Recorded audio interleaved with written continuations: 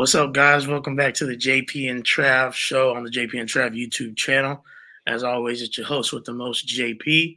And to my right, I have my esteemed co-host and brother, Travis J. Davidson. Travis, how you feeling, man?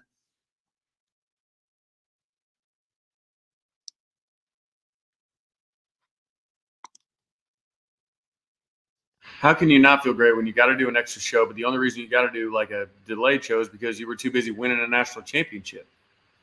Like, how Yeah. can you not feel good about that? You know what I mean? So, no, very good week, very good 2 weeks, really.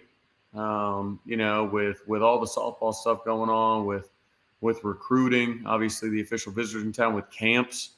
Kevin Sperry, we'll talk about that a little later. Um, everything going really well. So, how about you? Everything good? Yeah, man. Everything's good. As you guys can see, I'm not in my house, not my normal setup. I'm at my school. Got a couple open gyms running for my boys. I'm about to hop into an older open gym because I can't keep up with them no more. Here at around 8:30 after the show. And now with that attitude, man, I believe in you. I can hold my own and have court, but once you get up and running with them, they be running every day. I'm like, man, I ain't got that kind of time. But yeah, man. So I'm this is where I'm at now. But man, it was a great weekend. My sister and my mom were up there this week, visiting their niece, my daughter Amaya, and so it was a great time, and we got to see the softball Sooners, win their third national championship in a row and seventh in total, which is why you see the seven T's right here for Natty Patty. That's what we call her. Okay, um, man. Let's just hop right into it, Trav. I mean, can you think of a more dominant team all time in sports? I mean, the only teams that come up is the women UConn Huskies, and then maybe UCLA men's basketball in like the 50s and 60s. That's about it. No, I can't think of one unless I would go to sleep right now and dream of one because what Patty's done in this time, uh, it's phenomenal. I mean, it's unprecedented, right? Greatest softball team of all time in a time where the sport is absolutely booming, Yep. right? This isn't, 50s, 60s basketball. Even there really wasn't even a lot of parity with UConn women basketball. I mean, Clemson just started their program 30 minutes ago, and they already have a National Player of the Year. Yep. They're taking us to the Super Regional, just right at the edge. They already won a regional. I mean, really, really impressive stuff. But you talk about just utter dominance. I mean, we swept a team that might win it other years. Swept them. We went 5-0 in Oklahoma City, something we didn't even do last year. We lost Jocelyn Allo, who's the greatest home run hitter in the sports history, and didn't phase us. So, no, what she continues to do is just incredible. Like I said, when I was at the after party at Toby Keith's, he said he bought a racehorse and he was waiting. He was actually calling. He called them from the stadium to say, "Hey, name it 7 Natty Patty and let's get it going." He was either going to name the horse 6 Natty Patty or 7 Natty Patty. So, like I said, when that last pitch was thrown, he called his horse guy and said, "Hey, name it 7 Natty Patty. Let's get that thing running." So, no, just epic. Love that she's getting a statue so early. It's really unprecedented for the University of Oklahoma as well. So, very excited about that. Just the momentum of the program because, I mean, we lose 4 players. We lose Grace Green, Grace Lyons, Haley Lee, and Alex Tarraco, which, very hard to replace those type of players. Alex Tarraco was the number 1 pick. Grace Lyons is largely considered the greatest shortstop in program history. We've had some good ones. Grace Green brought a lot. And then Haley Lee obviously batted cleanup for us. So obviously we've got some freshmen that can certainly play. We bring in 4 recruits this year. They're all in the top 12. 3 of them are in the top 6. So, and we'll pick up some people in the portal because people want to play for Patty. So, yeah, it's truly phenomenal what she's doing. And what's interesting is I was told, I represent a lot of softball girls in audience rent, Mhm. and one of them is a national analyst that I won't out just yet, but a national analyst that OU fans know well. And she said that when she talked to Patty a while ago, Patty said she wanted to be known for more than winning. She wanted to be known for more than winning. She wanted to be known for developing young women into adults, developing them into the best version of themselves. And that's when she truly started winning big. So I don't think that's a coincidence. And I mean, she's on a run like nothing we've ever seen. Yeah, it's. I mean, when you just think about the utter dominance that they've displayed over the last few years, and like you said, I mean, going from last year, which was an utterly dominant year in its own right, especially even in terms of offensive output and home run hitting, which that team had a lot more home runs even than this team did this year. But to lose Jocelyn Allo, even obviously I hope Troutwine and some others, Jana Johns, right? I mean, guys that contributed hugely. Not to mention again, Jocelyn Allo, literally the greatest home run hitter of all time. Like you could almost guarantee she was gonna hit a home run like maybe every 2, 3 times she stepped up. So to lose her and then have a better year, like go 61-1, dang near should have went undefeated. Like it's insane, and it's not even just that they dominated every game. It's the games like Clemson, right? It's the game like Texas, like this year, where you have walk offs, where you're down for a little bit, or even um, going back to that Clemson game, like being down 3 runs, being down to your last strike and last out twice, and then Kenji to hit a 3-run, like that's going to be remembered forever. A 3-run shot that ties it up, and then you win in extras to go toe to toe with Nigeri Kennedy, who for all intents and purposes, I believe besides Jordy is the best pitcher in college softball. Like as a freshman, and it's just doing crazy stuff, and you're on your toes, and the girls never wavered. Like they end up coming through right in the ninth with Tiara Jennings being her club self a double, like scoring 2 runs, and here we go, we're on again. And it's like every time you thought, man, they may just not pull this one out, the streak may not just, they answered the bell, and that I think more than anything else, the That mental must have been toughness. you. That What? must have been you thinking they may not pull it out because your Hey, boy. I remember what the Clemson game. I did not think they was gonna pull out. I'm gonna be honest with you. I was like, there's no way. Like we're down 3. I know we got a couple on base. We're down 3. Like we're down to our last strike. I'm just like the odds are not looking great. And then she hit it, and my mouth was open. I was just like, and that's after that game. I seriously didn't like after that game. I was like, I'm not afraid of anything. Like obviously, Nigeria Candy had me a little like, oh my gosh, she had to beat us twice, even if she ended up beating us once. But after that game, I was not nervous at all. Like because to be able to do that against the National Player of the Year, like you know what I mean? Like we made her want to walk off the field twice. Yeah, the crazy part is the two best players that we saw, with all respect to Sandercock, the two best players we saw were Valerie Cagle and Kennedy.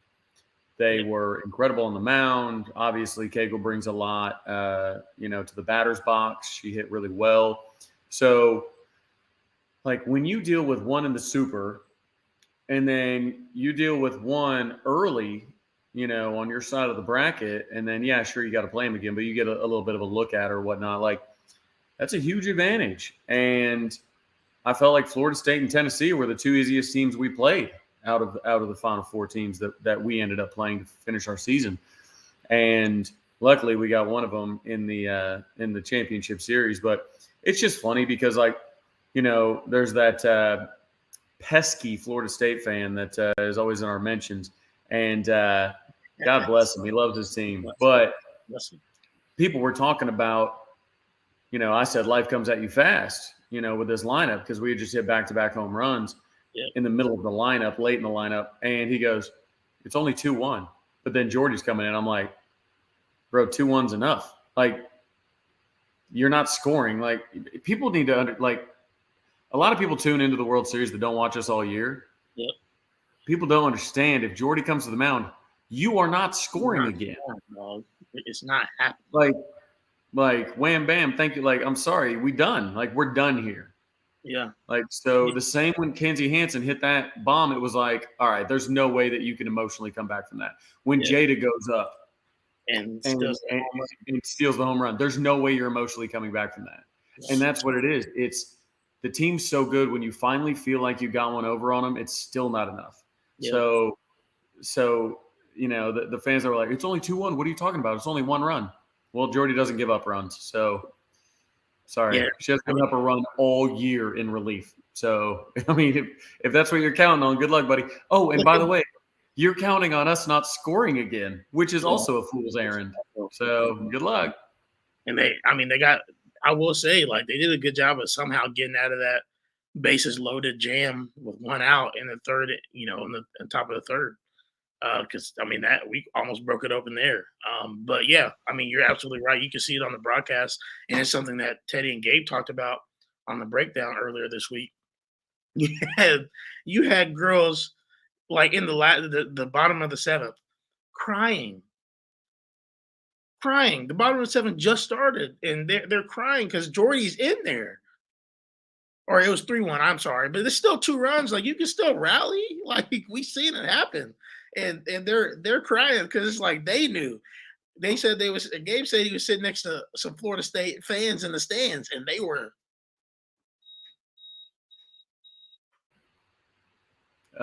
We're Xavier Robinson all over again. You better change that smoke detector. Well, the power has gone out like twice. This is ridiculous. Your wife was right. Your wife was the first comment of the evening. Talking about your house looks better. You're not on fire, are you? Nah. This alarm it doesn't all the time. It's janky. So yeah, hey, go ahead. You go ahead and answer this question. I'm gonna fix this. What was the most impressive part of the 2023 softball season to you? And then I'll come back and answer. Okay. All right, most impressive part to me, and I want to get the comment section get involved in this. Okay, comment section. What was the most impressive part of the 2023 softball season? I'm looking for a specific moment. I don't want to say, okay, the win streak. Sure, the win streak is fantastic. I don't want to say national championship because that speaks for itself. I don't want to say, the pitching, the overall ERA, or the overall batting average, or the overall defensive, fielding percentage, which all were tops in the country. I want you to think of the one moment that was the most impressive. And I'm going to give it about 30 seconds. I'm going to eat a piece of cheese, and I'm going to eat a little bit of beef stick from the Norman Farmers Market, mind you. Don's Cheese out of Hitchcock, Oklahoma. Shout out Hitchcock. Okay, so far we've got scored 3 against Texas in the bottom of the 7th, down 2 to win that one. Just many games where we were dead to rights, but they refused to lose. Love it. UCLA dominance game. I'll tell you what, that was early. And the worst thing that could have happened to UCLA was us being the number 2 team in the country. I luckily sat next to the catcher from the 1982 National Championship UCLA game. She said she's been coming to Oklahoma City since 2000. So 23 straight years she's been coming. She showed me the difference between, she still works for the team. 2019 ring was massive. And 1982 team or championship ring, it looked like a promise ring. It was so tiny. I didn't even notice it at first because I was distracted by the 2019 ring. It's fascinating. But yeah, they said, look, like, you caught us early and we had no answers for you all. Absolutely no answers. I think a lot of people forget how good Alex Taraka was in that. I know down the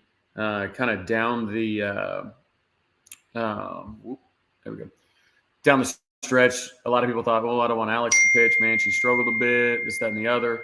I'm like, well, she's 16-0 with a .77 ERA with 4 top 10 wins. We pitched her a lot. And that's why I like to bring up the UCLA game, is because she threw a complete game shutout. shutout. One of the best hitting lineups that we faced all year. Shutout. I mean, I think it was like a 2-hitter or something like that. Like, she was dominant. So shout out Alex Storako, number 1 pick, LC management client. Gotta love them. But we're going to keep going down. Let's see.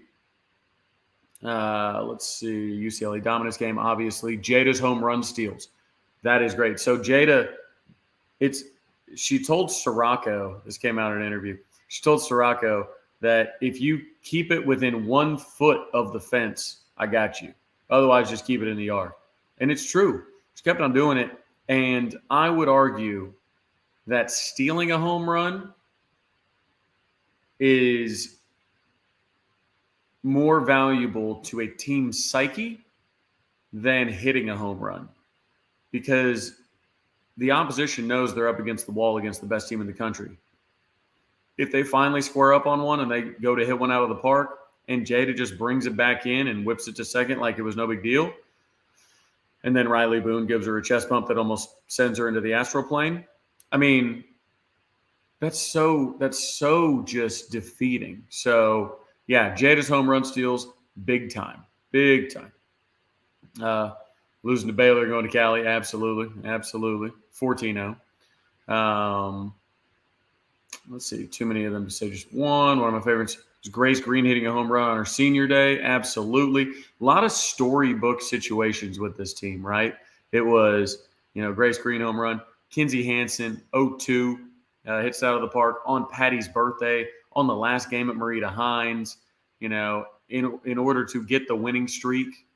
I mean, in order to, Marita Hines was in attendance in order to send us to the College World Series.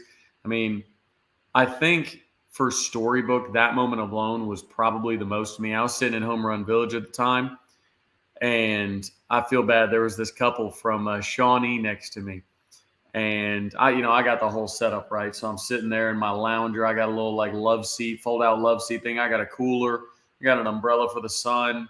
I got, waters and some beers, of course, I've got some fresh peaches from the farmer's market. I got all kinds of stuff going on. But the couple next to me that said, it's too hot.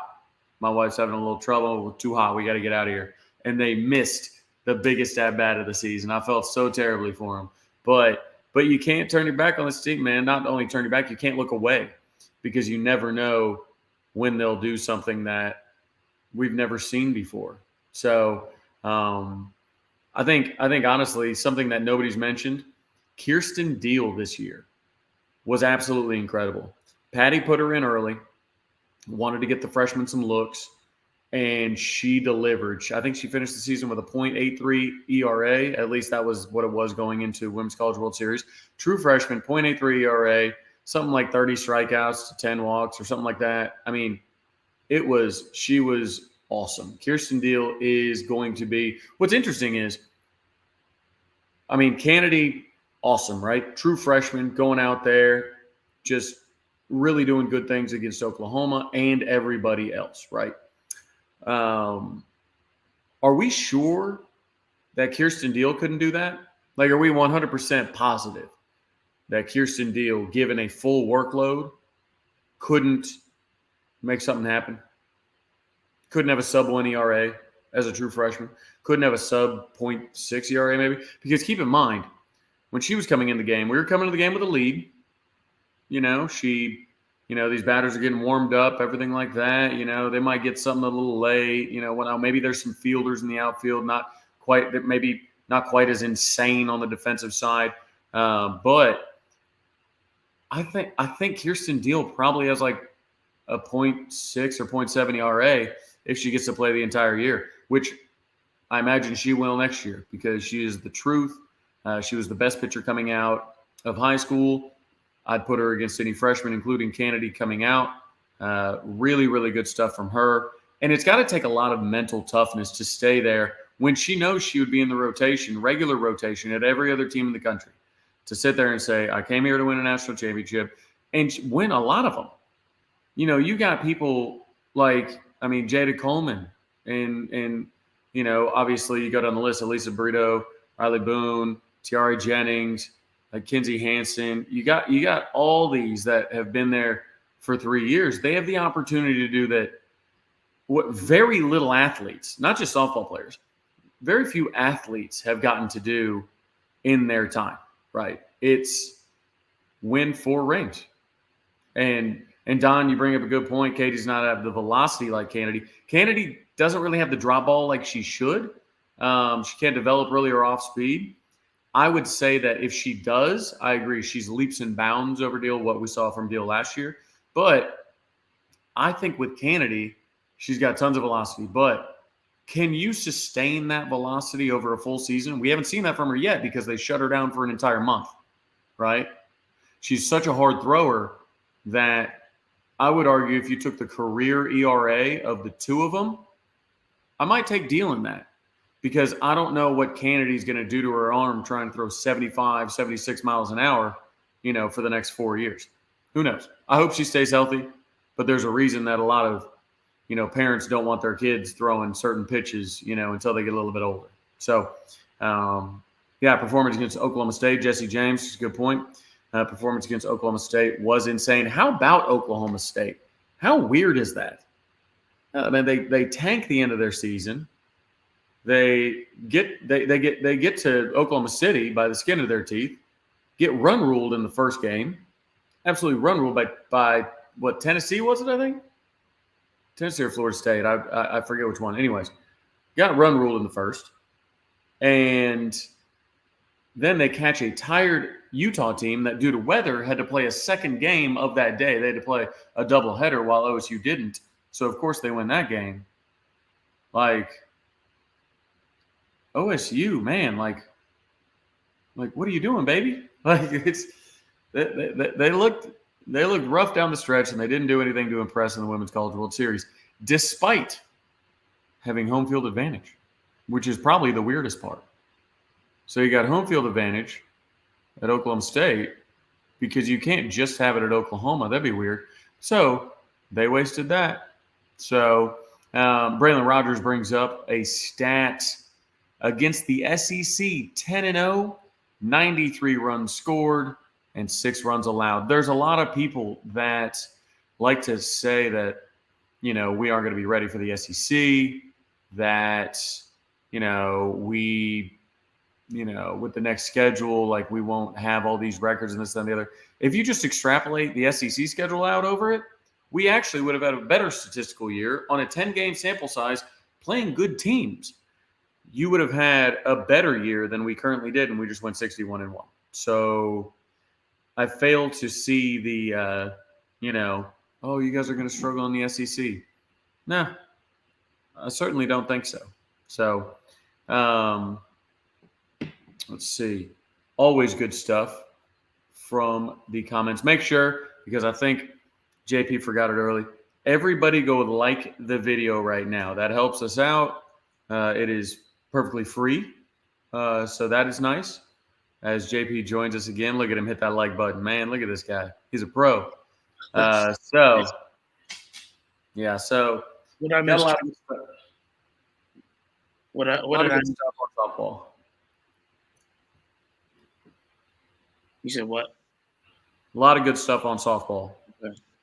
Yeah, sorry guys. We had the entire power in the building went out, so that's fun. Trying to work on the backup generator, get it back up and running.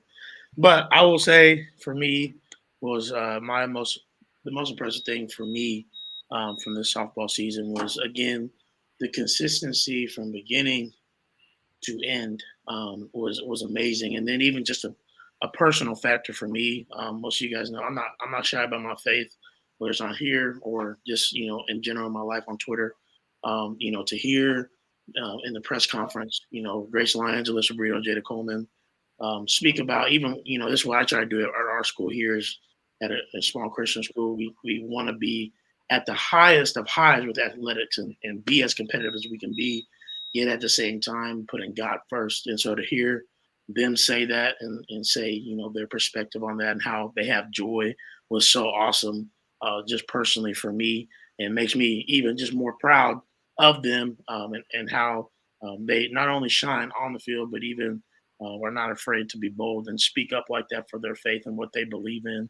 So that was awesome.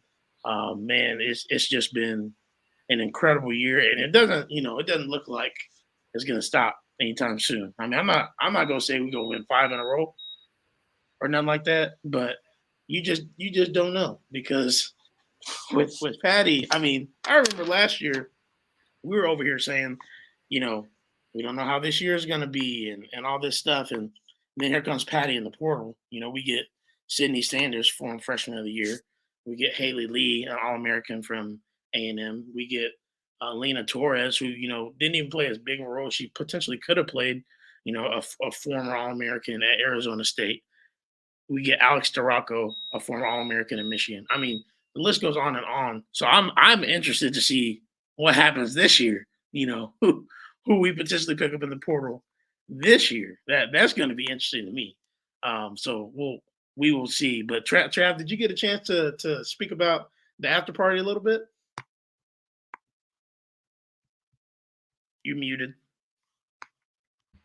I did not. So I had a very interesting week. So after game one,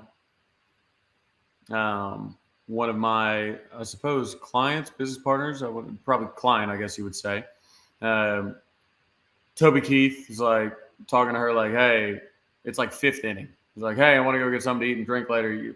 Any of your places, we can rent out. She's like, well, we'll see. So we end up calling around, and it's late because there's a lightning delay and whatnot, right? So it's late. We're like, hey, let's we meet at this one place. So it's literally me, my buddy Paul, agent, her husband, Chelsea Day, and her husband, Jace, Toby Keith and his wife, and then some of the Sirocco family friends and Alex's parents. There's like 8 of us in this bar, just hanging out. I'm drinking some High Lifes out of respect for my father. That's what we drink, the champagne and beers. So we're there, and they're like, hey, Toby's right over there. Travis, you should go talk to him. I'm like, he's sitting there with his wife, whatever. I'm like, I don't know. It feels kind of weird. They're like, here, bring him this drink. I'm like, I felt like a bunch of buddies were like trying to get me to go like talk to a girl or something like that. Like, hey, man, just bring him a drink, whatnot. So I'm like, all right, cool. So we roll over there. And I'm like, hey, Toby, good to meet you. I'm Travis. I'm a host with KREF. He's like, KREF, I listen to it all the time, man. He starts going down the roster, and he's like, well, or the schedule. He's like, well, from 6 to 9 is this, blah, blah. He goes, when are you on? I said, I'm on with Tyler once a week. When Teddy's out of town, he goes, are you Grill Boy? And I was like, oh, God. Yep, Grill Boy, that's me. So we start talking, and, we sat there for 2 hours just chatting it up, about recruiting and about really everything over 2 hours related to OU football, the OVs coming up and everything else. So it was a great time. We ended up going out with the team the next night for the, big event, whatnot, the after party, if you will. So all family, friends, and or families and friends, if you will. Toby and Hal Smith and Joe C. and President Harris and Toby, obviously. We're at Toby Keith's bar. So anyways, that's where you see all the karaoke videos and all the 7 Natty Patty, the horse story. And that's where I'm holding the trophy because I'm sitting there with Patty and Holly Rowe. And then Jim's holding the trophy. And they want Jim to sign something. And he looks at me, he's like, hey, will you run away with this? And I'm like, no, I won't. So he hands me the national championship trophy, and I'm just standing there holding it for him. And a friend of mine snaps a picture. It was pretty funny. So wild times, good times I'll never forget. But yeah, it was very funny when Toby was like, you're Grill Boy. I'm like, yep, that's me, man. That is me. So I've got an OU baseball jersey, and I'm going to get Grill Boy put on the back, and I just got to pick what number to get. So if anybody's got any ideas for what number I should put with Grill Boy, you let me know. Y'all, I'm very serious. When Travis told me that story a couple days ago, I lost my mind. I was laughing so hard. The fact that, and most of you guys know the story, okay, that been rocking with us and rocking with Travis since day one. That whole moniker Grill Boy came from, some people on Scoop that didn't like when Travis, had a little bit of his rise a couple years ago, especially after, when he, did literally grilled steaks, for the champion barbecue, literally was asked by Lincoln. And then obviously when Lincoln left, and then you had the smoker incident, right? That, was put in the papers and ESPN, like was everywhere. So, you had that. And there's just some people that like to hate on Trav. And like I've been very vocal about it. It used to make me very mad, but Trav was like, JP, chill. It's okay, bro. Like, they got it. They can have it. And it's cool now just to see like that it came from like a derogatory term, a girl boy, to like, he's starting now to write stuff, or he used to write the stuff for 24 or 247. I can't talk right now. 247, cooking with girl boy or whatnot. And the fact that people, Toby Keith, Toby Keith said, "Oh, you're a grill boy." It's crazy to me. Bro, It's it's just, so funny. we come full circle because Bro, I'm sure you don't mind that now that Toby Keith called you grill boy. You call me whatever you want, Toby. hey, call me whatever you want, Toby. Just call me whenever we're going to have beers. Yeah, yeah. Oh Oh man, man. that's awesome. Well, there's again not enough to be said about the softball team. Obviously, as we spoke about earlier, Patty's getting a statue. It's going to be fun to see what that looks like, and it's so much well deserved. Man, she's just been an incredible coach and just incredible leader of women on our campus and everything. So definitely gonna look forward to seeing what that looks like and what that whole unveiling is like. I do want to say this. Toby told me when he was like, yeah, I've been on Scoop I've been on Rivals for a long time, 20 something years, but I've never said anything. I just kind of read what's going on. He goes, but he did tell me. He said, I'll take Parker Thune over all the other insiders. And I was like, my guy. So I texted Parker that when it happened, and he woke up and he's like, that's the best post midnight text I've ever woken up to. Oh my gosh, Oh, it was funny. I love that. It was funny. But, all right, well, let's get on to the weekend. Obviously, as soon as a big recruiting weekend, some of it's still going on, obviously, but Friday and Saturday hosted a ton of big time talent. Knowing that Williams Nweri, I still can't say his name. Just start as if you're saying something that starts with an N. Nwaneri. Nwaneri was one of those. You start with Nwaneri. Nwaneri. There you go. There you go. There you go. Was one of those along with so many other big time talents. But Trav, man, talk to us a little bit about what you saw this weekend, what you've heard, and everything like that from the big recruiting weekend. Yeah, man. It looks like there's going to be 3 big recruiting weekends, right? So naturally, you always had Champion Barbecue, which they pushed back a ton this year. If you notice, Champion Barbecue's farther back because they wanted it to line up more with people having, like on their last visits. Like earlier, we did it on their first visits. But then people would want to take more visits, and then you're like, oh, okay, maybe they've forgotten about us. We kind of want to take advantage of this big time experience and all this kind of stuff. So with that, you have the party in the Palace that's in July. You have Champion Barbecue that's next weekend. But then this visit weekend got super big out of nowhere, and it was really careful about their positions, right? So Bill Bedenbaugh was like, hey, let's bring them all in. So he's got 7 offensive linemen in at the same time for official visits. That's unheard of. 7 OVs at the same time with Bill Bedenbaugh. Next, you've got 3 corners in for Jay Valai, most notably Kobe Black, 5-star Kobe Black, and then Marcellus Williams, who keeps showing up to Oklahoma. He showed up on his own dime, and he, plays out in L.A.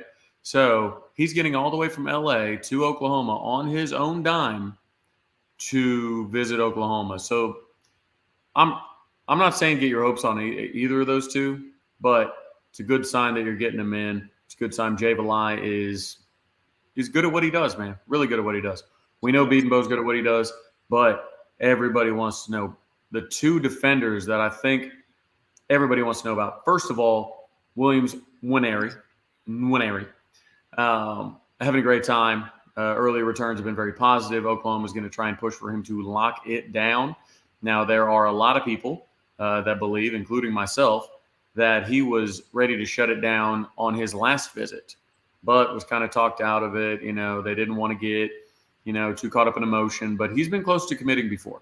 So there is a world that exists where Nwaneri just shuts it down, which I'll tell you what, we might have to do a show immediately after. Like once the tweet comes across, we just hit live and we go, because, that would be insane. So with that, and then Braden Platt is a really important name to remember as well. Had to kind of adjust a bit with Peyton Pierce going to Ohio State. And then obviously we were in the Sammy Brown race, but we never led in it. So it might be a good thing that he went ahead and just picked Clemson, so we didn't have to keep on barking up that tree. Yeah. But Braden Platt is highly regarded as one of the better inside linebackers in the country. I think he's ranked like the 9th linebacker by one of the services. Anyways, he's the real deal. So with that, and then obviously Nwaneri, Chavis and Bates, that's all they've got in.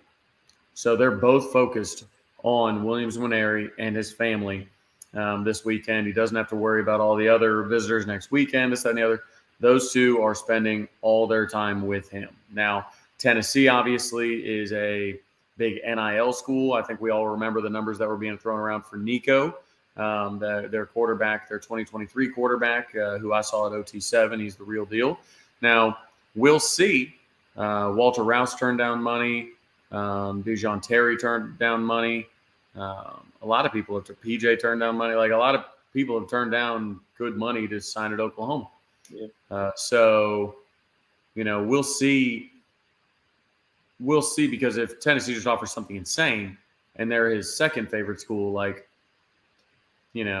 how much does it cost to go from 1 to 2 or 2 to 1, if you will? So it'll be interesting. I still think that we've led for Nwaneri the whole time. I think we will lead for Nwaneri the whole time, and I think we will eventually sign Williams Nwaneri personally at this point in time.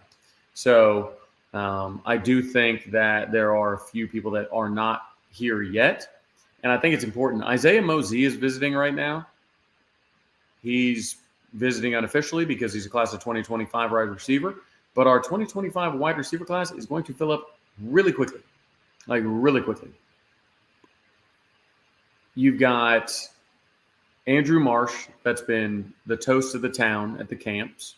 He likes OU a lot. Got Adrian Wilson, who likes OU a lot. You've got Grayson Harris already in the class. And then you got Isaiah Mosey, who's a legacy, big-time Lee Summit North guy. His dad's obviously the head coach of guys like Caden Green and guys like obviously Williams Nwaneri. So, it's important to keep those guys happy. So I think the 2025 wide receiver position is something to watch. 2024 as well with a guy like Zion Reagans. That's a guy, when I was at OT7, Mike Hawkins and Mike Hawkins Jr. both told me, look, this is the guy we want. He was at the tournament. He said, this is the guy we want. He said, as far as Mike can throw it, doesn't matter. Zion can get under it because he's got true world-class speed. He said, that's the guy I want. That's the guy I want. That's the guy I want. So when people ask, oh, we heard, Mike Hawkins was a big recruiter. Zion Reagans is a guy you can look at and say, that's a Mike Hawkins Jr. special. So, anyways, a lot of momentum coming up. Obviously, it's OV season, so this is when it does, kind of get turned up a bit. So expect good news, probably a decent amount of good news over the next few weeks. Yeah, and that just goes back to honestly a year ago, right, when we had so many people freaking out about OU being in the 40s and different stuff like that, and we were pretty consistent on here about saying, hey, just wait, it'll come. And so it's the same thing now, and I think we have less people freaking out less people that aren't casuals because if you're casual, you probably are freaking out. But It's important to understand that defensive linemen commit late. Quarterbacks commit early, then wide receivers, offensive linemen, they all commit early. Like defensive linemen commit late. So you're going to have to be patient on this one. yeah, 100%. And at the end of the day, like you said, we'll be where we want to be. I tweeted out the other day, I'm not unless we're like outside the top 20 come September. I'm not worried about anything. And even then, most and our guy Cap said it today. Most of these big time defensive linemen recruits, they generally don't commit until later in their cycles historically. So, I think we're right where we want to be with a lot of them. And I think that hopefully we'll be excited about what we have in this class, and hopefully this year too, which we'll get into in here in the next couple of weeks as we wind the summer down. Hopefully this year will just kind of continue to boost us into where we want to be heading into the SEC. I do, Trav, I want to bring this up. Somebody going back to softball for just a hot second. Braylon Rogers says, I know we're going to football, but what do y'all think on this crazy rumor going around that Jordy is leaving, thinking about going back to Nebraska, back home to the Cornhuskers? I personally, for me, like, I know Parker's over on OU Insider right now debunking it. I saw, but it just doesn't make sense to me. I mean, with the type of competitor that she is, I mean, how do you win 2 national championships, get a taste of that, and then knowing you probably have a good chance to win another one, and decide to leave because you want to be closer to your boyfriend? Obviously, the family dynamic is a big part, but to me, Trav, you can correct me if I'm wrong. If it was that big of a thing, she would have been in Nebraska to begin with. You're still muted. You don't go to Oklahoma, win 2 national championships, and then get homesick. Like nothing makes you feel more at home than setting records and winning and being the toast of college softball. Like it doesn't make a whole lot of sense to me. I think this rumor was started on Reddit a couple of days ago. Yeah. Look, Nebraska softball program is dog water. It's terrible. They would need multiple Jordies. They would need multiple hitters. Like she would basically have to say, okay, I'm no longer interested in winning. And what did you hear Patty say in all of her press conferences? There is nobody more competitive than Jordy Ball. There's nobody who wants the ball more. There's nobody that's more competitive. There's nobody that wants to win more than Jordy Ball. So why would you leave, a situation like they want to talk about what could be NIL? I'm sorry, the Loves family, I'm sure will make sure that Jordy is taken care of NIL-wise if she looks to leave. Yep. I don't want to speak for them. That's somebody else's podcast. But I just think that if Jordy were to leave, I think we would get Valerie Cagle to replace her. Like I have no doubt about it.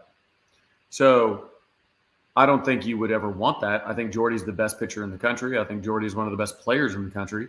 And I would take her over Valerie Cagle 7 days a week, twice on Sunday. Yep. But we wouldn't all of a sudden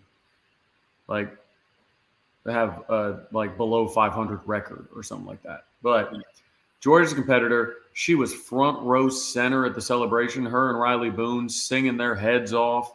Like they are leaders of this team. They are, and honestly, I think it's just kind of lazy.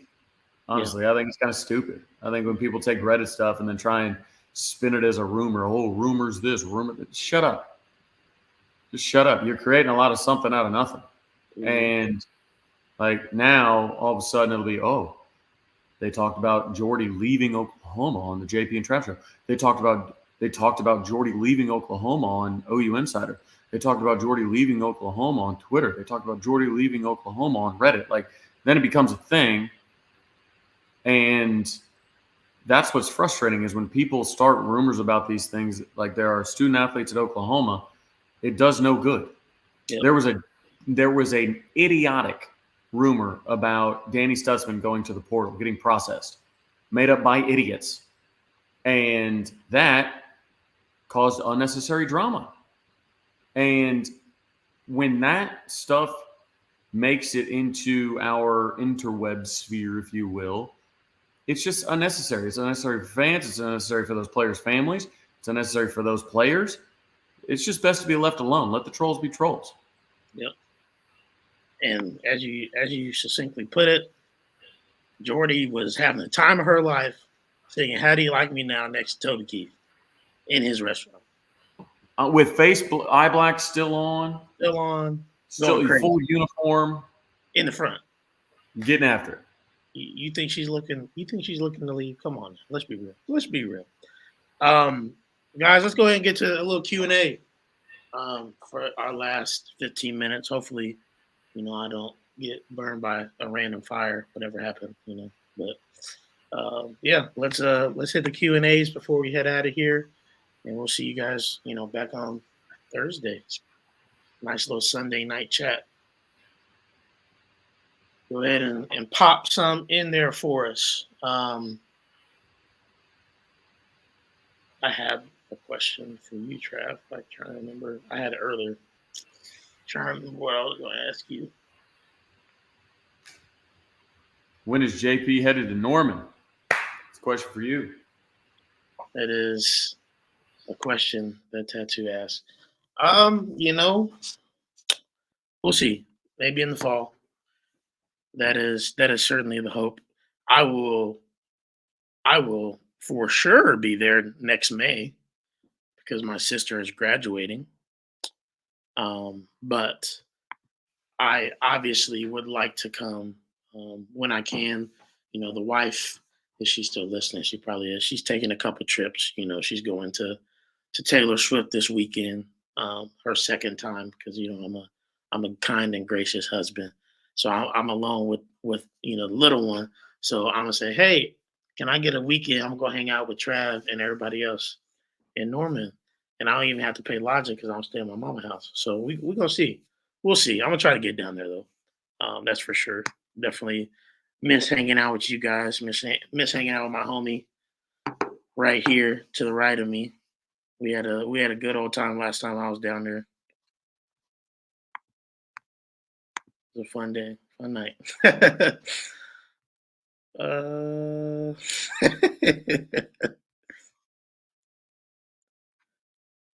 He would do unconscionable things to like. What is that? What does that mean, Rob? Oh, Trav, you're still muted. By the way, I didn't know if you were trying to talk. In here eating cheese and meat and watching a little ORU baseball, getting accused of carrying my brunch buzz into the evening. It's insane. Erroneous. Erroneous. How many silent offers do you think we have? How many? Jordan, do you mean silent commits? It has to mean that. I'm gonna operate under the assumption you mean silent commits, because offers are usually public, and if there would be no reason to be a silent offer, so I'm gonna assume you mean silent commit. I'm gonna say 4. 4, yes. I think JP's power went out again. This guy. Hey, Skull! Pops is in the chat. Yeah, I'm going to say 4 silent commits currently. 4 silent commits. Yes. What'd you like to hear? How long do you think we're going to have to wait before the commits start popping off? It was about this time last year, early July. I forgot. Yep. I mean, it's what we just said. I'll say by the end of the month we have 4 more. So by the end of the month, most likely. Just a guess, because that's 2 big visit weekends, 2 big official visit weekends. You're gonna have a ton of people in.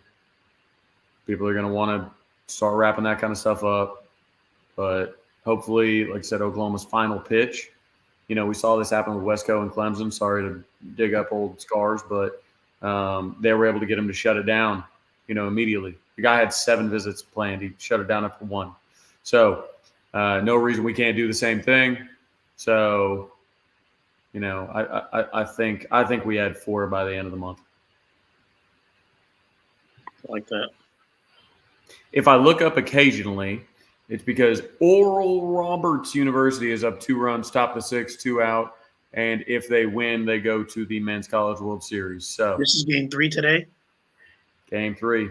Was the walk-off yesterday? I thought it was today for whatever reason. They had 2 different walk-offs. ORU blew a 8-0 lead Yes, 2 days ago, and then they walked them off yesterday. So it's been the most entertaining series. I'm curious that's a because all the monikers that are like Arkansas is Omahogs, OU was Oklahoma, Texas is Omahorns. LSU was Omaha, but spelled like they spelled go. Omahoos is Virginia. The Golden Domahaw is the Irish of Notre Dame. So ORU, I feel like they have to be Oral Maha, right? That's not. I'm just saying it's their name of their college. I guess so, but man, that's like people gonna use that. Come on now. I don't know I don't know what else it would be, man. No, I know. I mean, I don't know what else you could do. I mean, Auburn kind of cheated with Omaha, and they just put their A in their U logo. But yeah, I don't know. If they make Oral Maha shirts, I'm getting one before they sell out. Omaha, do it. It's going to be a hot Tulsa commodity. And where? I'm technically on radio in Tulsa because our signal goes to Tulsa. Yeah. I'll just hit up the NCAA. I'm like, hey, I do radio in Tulsa. Can I get credentialed for Oral Roberts? Oral Roberts head up to Omaha, see what they do. I can't imagine they have a ton of radio people covering Oral Roberts like exclusively. Right. Like here in Tulsa, they don't have the home of Golden Eagle fans. Right. Where 6 a.m. to 6 p.m. all they're doing is talking Oral Roberts sports. Right. Like they don't have that here. Hey, the Mabee Center is a nice facility, though. I like the Mabee Center. Big fan. I graduated there. Did you for real? Yeah, that's where Union High School graduated. Yeah. There's nothing on our own campus that can house us. I've been there personally twice. The first time was when I think I was a junior in college, and I was back visiting back when my parents lived in Arkansas, and my parents' hometown, Ardmore, the girls were in the national state championship game. And so we went and watched. Unfortunately, they lost, I think, to Putnam City West. And then I went a couple years ago, just a little bit after my father passed. My buddy, Opie, he's out. He's the SID for football at New Mexico State right now. And he was at Oral Roberts at the time. So he got us some tickets. So I've been to the Mabee Center a couple times. I like it. Nice facility. 100%. They got a nice baseball stadium. To be honest, like I like their baseball stadium a lot. Like it's got some cool architecture to it. Like I like it. I would probably currently take it over Oklahoma's. Really? It's really cool. Okay. Well, Oklahoma got to hopefully step it up here in the next couple of years with that SEC coming. SEC money. They'll do it. They got it. They got it approved. They're good. Yeah. All right, guys. Any more questions? We got about 5 minutes left or so here.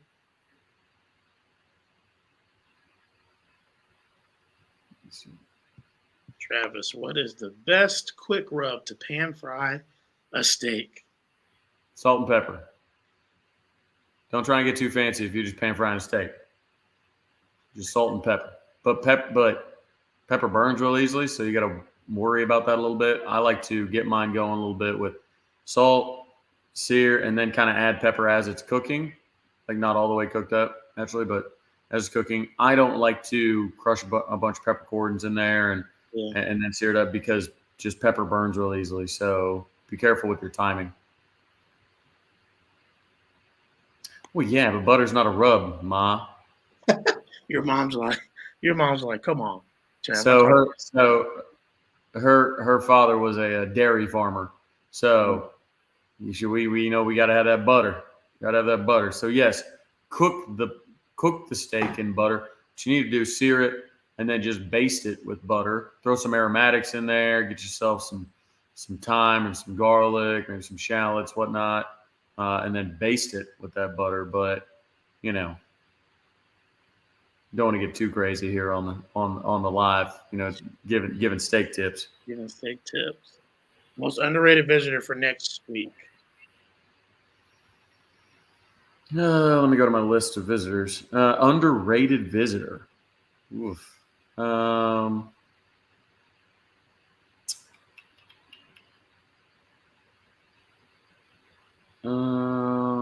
right, I got it right here. Underrated visitor for Champ U. Well, I mean, like statistically underrated would probably be Michael Boganowski. I know he's like right at the top of their safety board. So him being a 3-star is not quite fair in my opinion. Let's see, underrated as far as recruiting goes. I would say James Nesta. He's a 4-star composite linebacker. If we can get Braden Platt and James Nesta, that's 2 4-star composite linebackers after a class that was really, really good. It's headlined by Samuel Musigo. Obviously, Phil Picciotti a monster. Lewis Carter, I mean, even the coaches already have really liked. But James Nesta also is a heck of a baseball player. He will be playing with Skip Johnson. So a guy like that bolsters 2 programs at the University of Oklahoma, 2 men's programs, because we know the women's programs don't need any help. All they do is win national championships. So James Nesta boosts 2 men's programs. And so I'm going to go with that. I'm just going to put this up here. This is the one I was squinting at. Go ahead. Okay, so it's important to remember that this is the first weekend of OVs. So, like, we've pushed back essentially our first OV weekend because we don't allow people to take visits after they commit to us. So we pushed it back. So the NIL law is brand new. It got, Stitt vetoed it, and they had to get a veto override. So then it only went to an effect 2 weeks ago? Something like that. I mean, very, very fresh 2 weeks ago. So to say that it doesn't seem to be helping us win top recruits, it's just not a fact. Like, it's not based in reality, because this is the first time that these recruits have been on campus since the bill passed. So, no, the bill is very, very good. Very, very helpful. It was written by OU to help with recruiting. So it's not like they just are trying to acquiesce to a bill that, the state Senate came up with. They wrote the bill. OU did, with their legal team and everything like that. So, no, like I said, just keep in mind, OVs, they're in the middle of their first OVs of the year. So let them get through this weekend before you think we're missing out on our top recruits. And shameless plug. I mean, if you really want to understand the ins and outs of the NIL law that was passed, just go to our last episode. We got it right there for you. We had the senator who wrote the bill. And you will find out everything that you need to. And as Trav said, that OU was the one who really, really pushed for it. So, yeah, we'll be all right. OV's just started. It'll be okay. Just started. Oh, man. Well, that looks like it's about it. We're at an hour. Man, this is fun coming on here with you guys, even though it's, not the day we typically do, Sunday night. But, man, we just felt like we had to talk about and give these girls their props, and also just talk about the big weekend as well. We'll be back here Thursday night at our normal time of 9 p.m. Central Time, and looking forward to talking about the latest buzz. Obviously, we have summer workouts going on. Who knows? By then, we may have some recruiting buzz to talk about as well. Who knows? We'll see. Well, and by that time, so we do another camp on Tuesday and another camp on Thursday. Yeah. So, I mean, a guy like Caden Durham that's coming to camp, we'll be able to talk about him. Like Tuesday, Thursday is going to be absolutely loaded with dudes that are coming to camp. So we'll talk about that a lot Thursday. Obviously, we'll kind of preview Champ U visitor list, at least as it gets continued to get dialed in. Who knows? We may have a commit between now and then. I'm not sure if we will. I know we'll have. Well, I'll probably leave that alone. But yeah, it's going to be a good show. You're not going to want to miss it. All right, y'all. I appreciate everybody that came out. Make sure you like the video on your way out. If you have not liked it yet, just go ahead and hit that like button. Doesn't take too long. And then make sure you follow us on the JP and Trav Show on Twitter at JP and Trav Show. We're at about 350. Love to get to 400 here soon. So appreciate y'all. We'll see y'all on Thursday. Boomer.